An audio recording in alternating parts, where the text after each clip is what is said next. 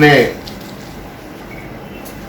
षड्यंत्र को लोगों के कानों तक पहुंचाकर उनको दिग्भ्रमित कर चुनावी मैदान में ये आए हैं और फिर से ये कहा जा सकता है कि देश की जनता को छलने का काम हुआ है। अभी कर्नाटक का एक उदाहरण जीता जागता ताजा अभी आया है जो सामने आई है कि लोकसभा चुनाव में जिस तरीके से कांग्रेस की हार होती है, नगर इकाई के चुनाव में जब बैलेट पेपर का उपयोग होता है तो उसमें पूरी तरीके से चेहरे बदल जा रहे हैं।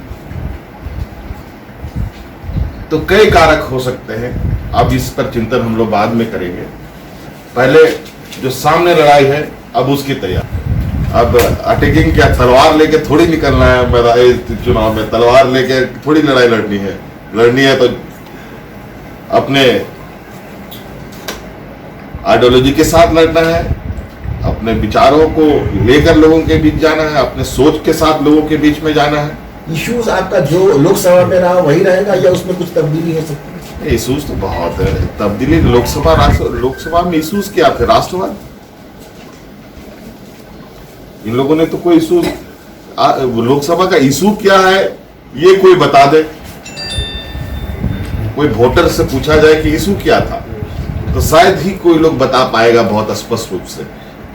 शहर के लोग हो सकता है दो चार बता दे, ग्रामीण क्षेत्र के लोग अगर कोई बता दे तो शायद हम समझते हैं कि मुश्किल ही आपको मिल पाए। झारखंड में आप रीजनल पार्टी है, हो सकता है असेंबली में आप ही इस एजेंडा को सेट करें, ऐसा कोई विचार है, ऐसा कोई सोच है?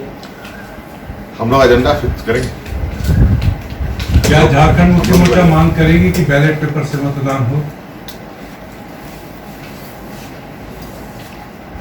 लोकतंत्र का तकाजा तो यही कहता है कि बैलेट पेपर से ही हो, क्योंकि ईवीएम एक साधन मात्र है और वोट देना हमारा संवैधानिक अधिकार है।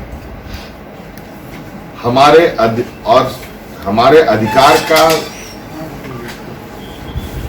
सदुपयोग हो रहा है कि नहीं हो रहा है, उपयोग हो रहा है कि नहीं हो रहा है। अगर सीटों की गिनती को लेकर कहेंगे तो हमको सीटों की गिनती को लेकर के हमें नुकसान जरूर हुआ है, लेकिन वोट को लेकर के नुकसान नहीं हुआ है। तो आगे कंटिन्यू करिएगा महागठबंधन को?